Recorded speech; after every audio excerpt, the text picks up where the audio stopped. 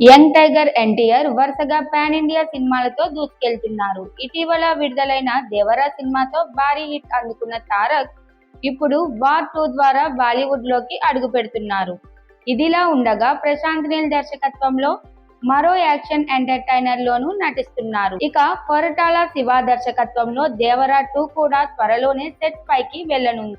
ఎన్టీఆర్ సినిమాలపై భారీ అంచనాలున్న ఈ తరుణంలో ఆయనతో నటించే అవకాశాన్ని ఓ ప్రముఖ హీరోయిన్ 3 సార్లు తిరస్కరించిందన్న వార్త సినీ వర్గాల్లో చర్చనీయాంశంగా మారింది.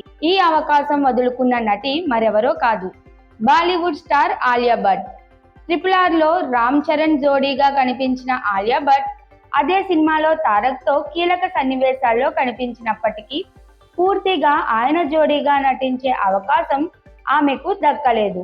ఆ తర్వాత దేవరా సినిమాలో ఎన్టీఆర్ సరసన ఆలియా భట్ నటించాల్సి ఉండగా అప్పటికే ఆమె గర్భవతిగా ఉండడంతో ఆ అవకాశం మిస్ అయింది.